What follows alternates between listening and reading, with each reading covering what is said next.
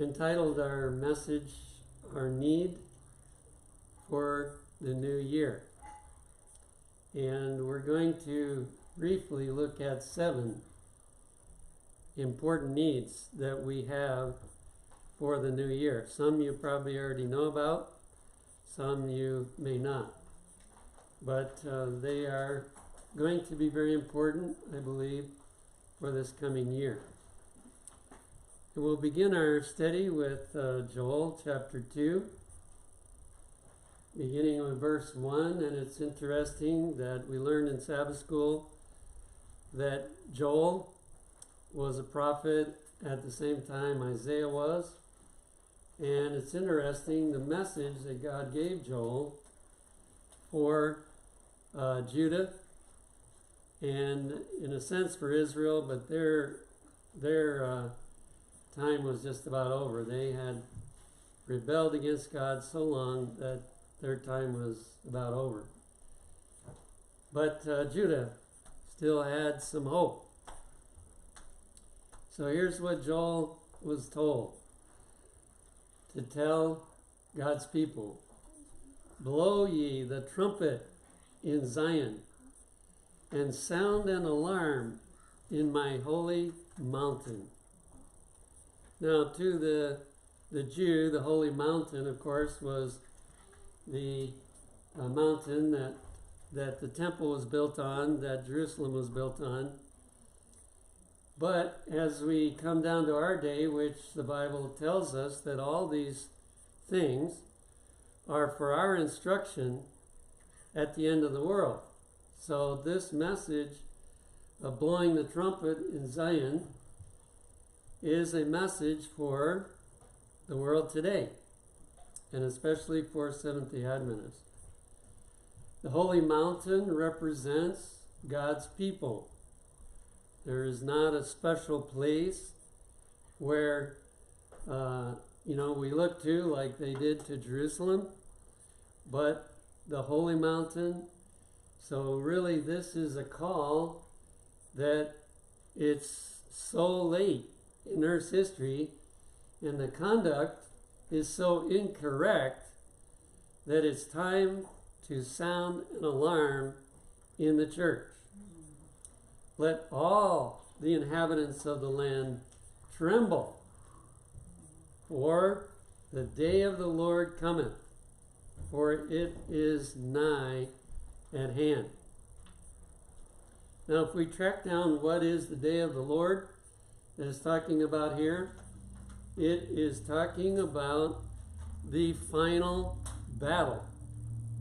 And the final battle begins with the latter rain, and then we have probation closing, and God's army takes the field and wipes out large portions of those that are still living upon earth. It'll make COVID look like nothing when that time comes.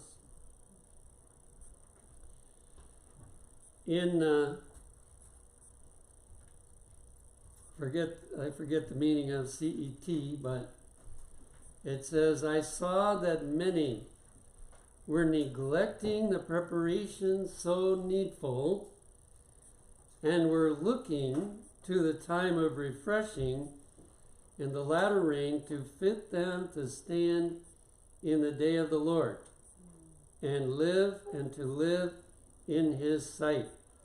Notice it uses day of the Lord, and it uses it in regard to the latter rain. So this latter rain is going to be God's final attack on Satan's followers. And after that, it's only punishment for Satan's followers. But during the latter rain, the message is going to go with tremendous power. But notice that many Seventh-day Adventists are putting off the preparation that they need to make in order to receive the latter rain. And the reason they're doing it says, oh, how many I saw in the time of trouble without a shelter. Now I debated the meaning of this, but I think this is talking about what we call a small time of trouble. That's before the close of probation. And it's simultaneous with the latter rain. And so these people don't get the latter rain because they didn't prepare, and so they can't get it at that time, and instead they still go through this time of trouble. They had neglected the needful preparation. Therefore, they could not receive the refreshing that all must have to fit them to live in the sight of a holy God. So they're totally unprepared for the latter rain. Thus, they're unprepared for the close of probation.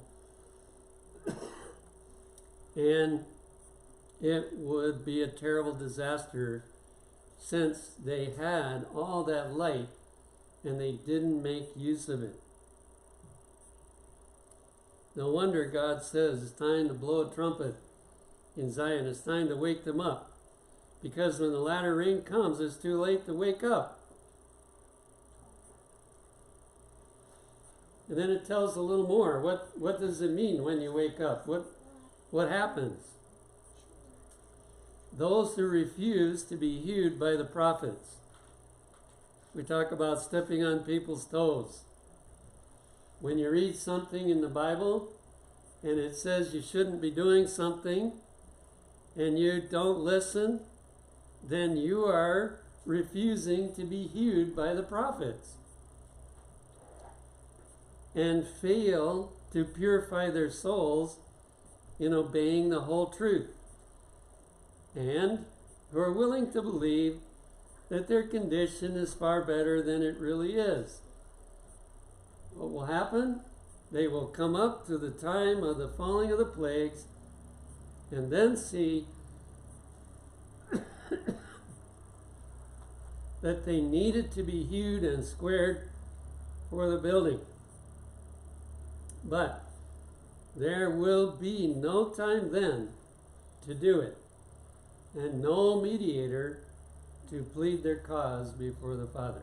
Can you think of anything worse that could happen to a Christian that's expecting to live in heaven, expecting to go to heaven, and they get to that point and it's obvious they're not going to be going there because they failed either to read their Bible or they failed to practice what the Bible said that they should do.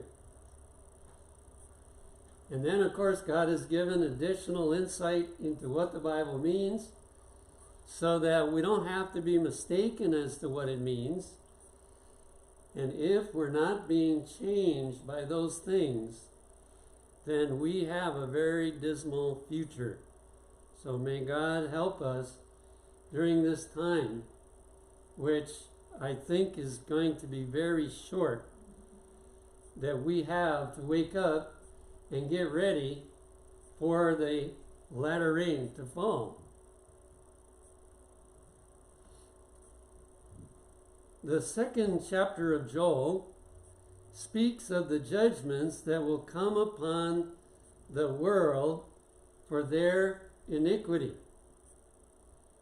So in this battle, this final battle between Christ and Satan, we are reading a little bit in this chapter what is going to happen to them. The Lord has declared the judgments and calamities that must fall upon those who continue to dishonor Him. Warnings have been given by God, and these warnings should be kept before the people. Whosoever may escape, those whom God has appointed are to give the call to flee from the wrath to come. You can see that our job, since we know, our job is to warn them of what is coming if they do not listen to the instruction that God has given. It may look like God is far away and that He's not doing much to deal with the sinner, but that's going to come to an end. And so our job is to warn them, both of what the Bible says and of the danger if they don't listen to what the Bible tells them to do. Now, going back to chapter 2 in Joel, we see one of the descriptions of what's going to happen in verses 2 and 3. A day of darkness and of gloominess, a day of clouds and thick darkness, as the morning spread upon the mountains. A great people and a strong, there hath not been ever the like. Now you have to pay attention when you read verses like this. First of all, it pictures this day of darkness and gloominess, and this gloominess and thick darkness is kind of spreading across the mountain, you know, like the sunrise comes across the mountain. And it is followed by this most powerful beings, which can't be anything other than God and his angels. It says, a great people and a strong, there hath not been ever the like, neither shall be any more after it. So this is the biggest show of force that this world has ever seen, even to the years of many generations. In other words, you can go all the way back to the beginning of the world, and there's never been an army that did this. A fire devoureth before them, and behind them a flame burnt. The land is as the Garden of Eden before them. Now, that's not fully true, because there's very little of this earth that will be like the Garden of Eden, but there are some places, especially those that rich people have made beautiful, and so they have made it like the Garden of Eden and lived in it, and it's going to get wiped out. Notice what happened. The land is as the Garden of Eden before them, and behind them a desolate wilderness. So before God's army arrives, it looks like the Garden of Eden, and when they leave, it's like the Sahara Desert. Yea, and nothing shall escape them. Now, I didn't check this out, but I think it was Attila the Hun that believed in the scorched earth policy. That when he came, he burned everything, he cut everything down, he wiped it out. That was a little test to show us what it's going to be like when probation closes and when God's army takes the field. Also, and go down to verses 12 and 13, it says, therefore also now, saith the Lord, turn ye even to me with all your heart, and with fasting, and with weeping, and with mourning, and rend your heart, and not your garments. They were good at rending their garments in supposed shock at what people were doing. But God said, that's not what I'm looking for. You need to rend your heart and turn unto the Lord your God. Why? For he is gracious and merciful, slow to anger, and of great kindness, and repenteth him of the evil. Now, that doesn't mean he's sorry that he planned the evil, but he is always willing, if people turn around soon enough, to not deliver the evil. He's always willing and quick to want to do that. But if they don't turn around, eventually evil comes. And he's very merciful. He waits a long time. He does not come as quickly as we might even think he would. But when he comes, it is really rough. So again, in verses 15 to 17, He said, blow the trumpet in Zion. Sanctify a fast. Call a solemn assembly. Gather the people. Sanctify the congregation. Assemble the elders. Gather the children. It's like saying, get everybody together. Make sure that you gather the people, gather the whole congregation, make sure the elders come, and the children as well, because this is a very serious time for the Jewish nation. And as we apply this to us, I believe that as we begin this year, it is a very serious time for the Seventh-day Adventist Church. For all Christians, really, because the question is, are you practicing as a Christian? You claim to teach the Bible, and God is going to show whether you are really teaching the Bible or not, or whether you've twisted some things.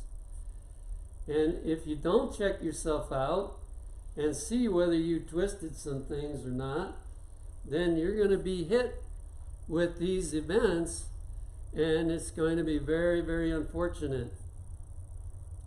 Let the priests, the ministers of the Lord, weep between the porch and the altar, and let them say, spare thy people, O Lord, and give not thine heritage to reproach, that the heathen should rule over them. Wherefore should they say among the people, where is their God? So if people claim to be a Christian, they claim to be following what God said, and they're not doing it, the time's going to come when it's obvious God is not with them. And people are going to say to them, where is your God? He's not doing anything for you. This warning was to bring an awakening in the Jewish nation that would prevent those kind of things from happening. However, as far as we know, there was precious little revival from that time until the Jewish nation was abandoned by Jesus as the people of God. But God tried. He tried to wake them up. And may that not be the case with us. May we wake up. Now, I believe we have a wonderful opportunity for all the people listed in this text to get together more than we have been in 10 days of prayer, starting this Wednesday. And so, if you listen to this message, I believe you'll be here with us when we do just what it says here. We weep between the porch and the altar, and we plead that God will spare his people. You know, Ezekiel 9 says the ones that are going to make it through at the end are those that are sighing and crying for their brothers and sisters that are not obeying the word of God. And so that's all wrapped up in here as well. Going on to verses 21, 23, and 7. Fear not, O land, be glad and rejoice, for the Lord will do great things. Now, so far, we have to see how serious it is before we seem to wake up. But God says, once you wake up, I've got good news for you. The time is coming when God is going to do amazing things for his people. Be glad then, ye children of Zion, and rejoice in the Lord your God, for he hath given you the former rain moderately, and he will cause to come down for you the rain, this time, the former rain and the latter rain in the first month. So the first time it talks about the former rain is talking about Pentecost, and when the disciples gave the message to the world in 30 years. They covered the whole world. And they were on fire as they went out to work for the Lord. Now he says in the last days, you're going to get the former rain and the latter rain. If right now is the time to be receiving the former rain. If we do not receive the former rain now, when the latter rain falls, we will be unable to receive it. Now others can because they didn't know. They didn't know, but we know. And so we need to be receiving the early rain right now. And everything that happened to both the disciples and this church was started under early rain power with the Millerite movement. And so whatever the Millerite movement had and whatever the apostles had, we can have that right now. And we've got to get it now so that when the latter rain comes, that we will receive that additional power to do those great things and watch those great things that God is going to do. And ye shall know that I am in the midst of Israel. And that brings to my mind the triumphal entry. Oh, how the Jewish leaders wanted to shut that down. They wanted to stop that triumphal entry of Jesus going in to Jerusalem, but there was nothing they could do. Of course, later they were able to capture Jesus and kill him and so on. But during that period of time, they had to leave him alone. There was too much power. And ye shall know that I am in the midst of Israel, and that I am the Lord your God, and none else.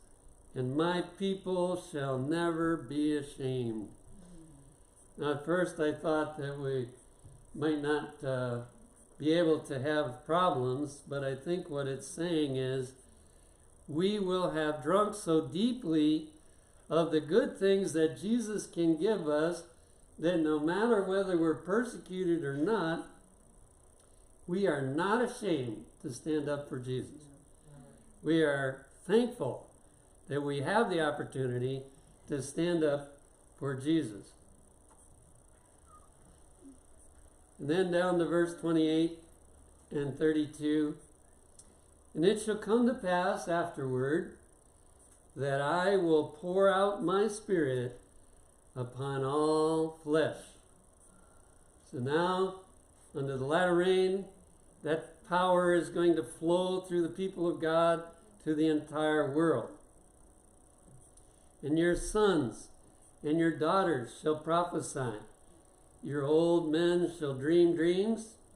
Your young men shall see visions. So all kinds of things that we haven't been witnessing for a long time are going to happen. And it shall come to pass that whosoever shall call on the name of the Lord shall be delivered. It's the last call to the world.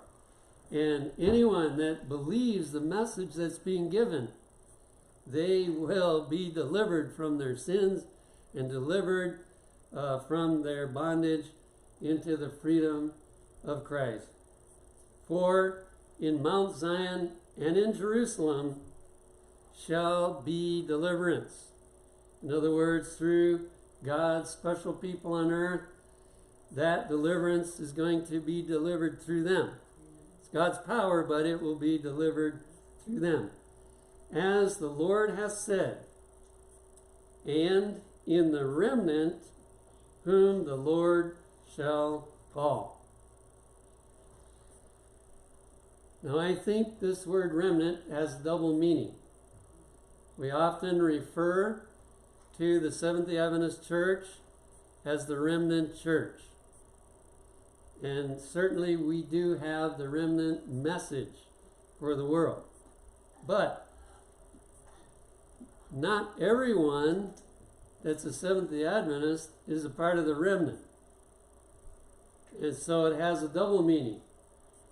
Those that are left after they do what Joel, the second chapter, is calling upon us to do, and they wake up and they follow what the Lord is asking them to do, those are the ones that are going to make up the remnant, and they're going to experience the kind of things that are promised in this chapter. In the Great Controversy, page 611, it says, the great work of the gospel is not to close with less manifestation of the power of God than marked its opening. So as the apostles went out and took the gospel to the world, and they made people so angry, they all got killed except one, and he lived out his natural life, but the rest of them got killed for their faith. It says that is going to exceed even what happened through them. The prophecies which were fulfilled in the outpouring of the former rain at the opening of the gospel are again to be fulfilled in the latter rain at its close. And I read one statement that said, it will be 10 times the power that the Millerite movement had. And if you read what they had, it was pretty amazing.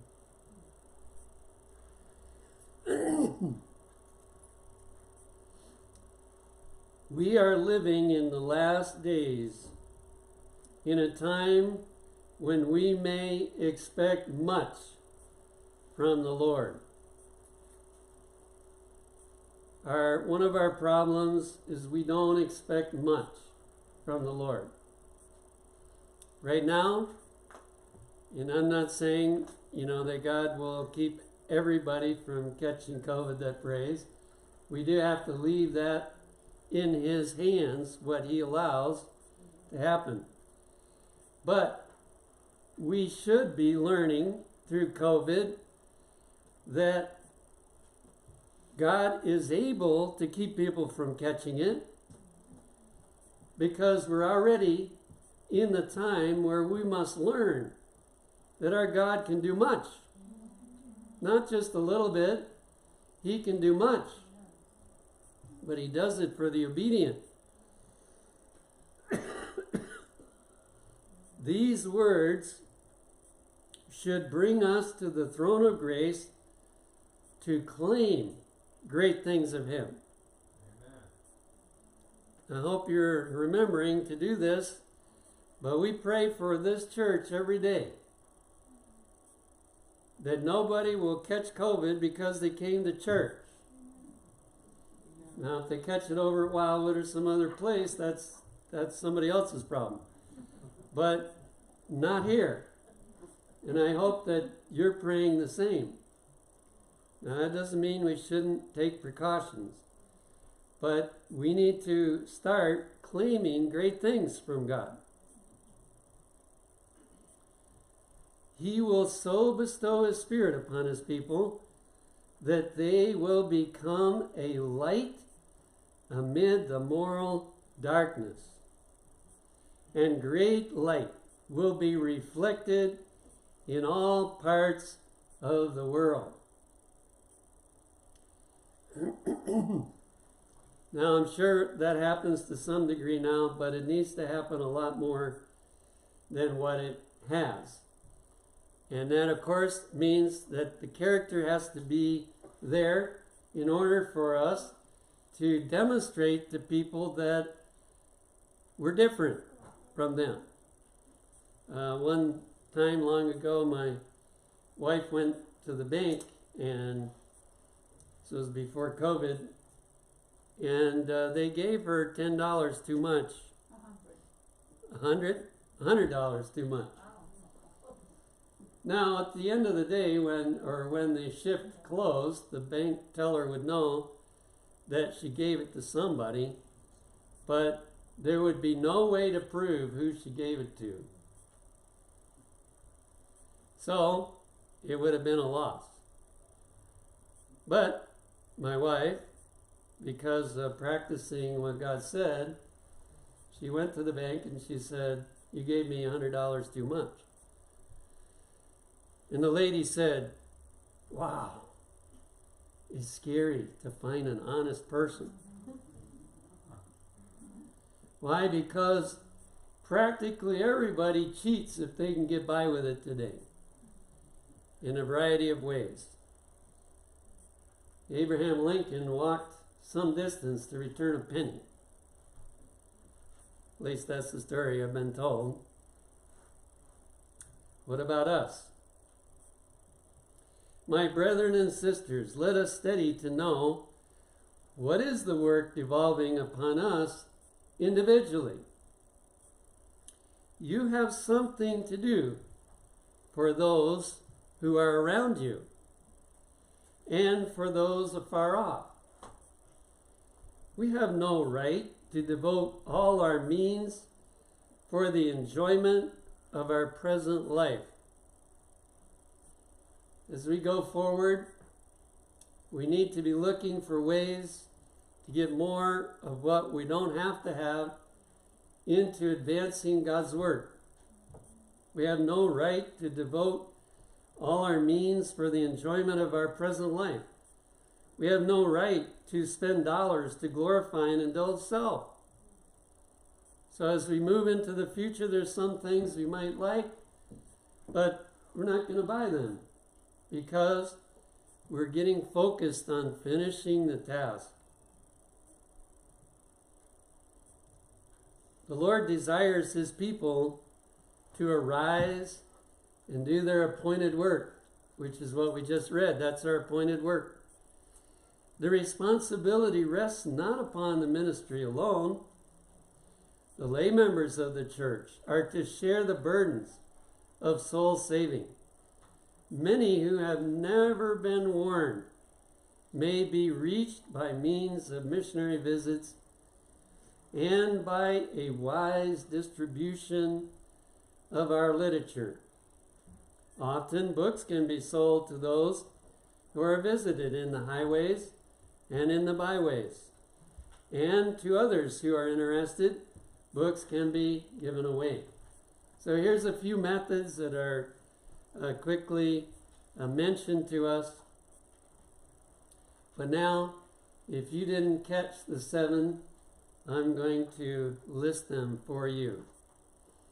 The coming year is a time to seek revival and reformation. And there's no better time than those 10 days of prayer for us to follow that instruction that Joel was given so long ago. A time to seek revival and reformation. Revival is no good without reformation. More people like revival than like reformation. But they both have to go together. If God gives us a new spiritual life, He means for us to make changes in our life and to come in harmony with the instruction that He has given us. The coming year is a time to be fully converted. It's too late in Earth's history to be superficially converted, to be half converted, or whatever term you might put on it. It's too late for that. We have to be fully converted. The third thing is it's a time to expect the coming of the latter rain. Now, I'm not time setting with that. I'm not guaranteeing you it will come this year. But I know this. It is very much closer this year than it has been. With some of the things that there are people on earth who have certain plans that they want to accomplish. If they are successful in accomplishing those things, we're going to be in awfully big trouble. And so God is going to outsmart them, I believe, and He's going to take the field through the ministry of the latter rain. Number 4, it's a time to expect God to do great things. So therefore, we can expect bigger challenges this year. Not just the ones we faced this past year, we can expect bigger challenges. But it's part of our training for us to learn that God can do great things. And we need to be able to face it that way instead of moaning and groaning about how difficult life is and how many problems we have to face and how horrible it is for things to be like this. We have to take it as a challenge to see our God do great things. Number 5, it's a time to be working for souls. We need to find ways that fit our personality and our abilities, but we need to all find a way that we can be ministering to souls, either personally or both, should be personally for sure, and through what God puts in our hands, how we can work for souls. Number 6, it's a time to expect the close of probation soon. Instead of putting it way off in the distant future, we need to be expecting it to happen soon. The close of probation, which is the end as far as everyone's decision, it stands. When that day is reached, there's no changes. And number 7, it's a time to wake up those who don't know the future. So few people realize what we have been told. So few people understand, even Christians, they don't understand what we understand about the future events. And so God is asking us, you must do everything you can to awaken them to what the future holds. It's the last call for them to wake up and be ready for the close of probation, which is even more serious than the second coming of Jesus, because it's the final moment.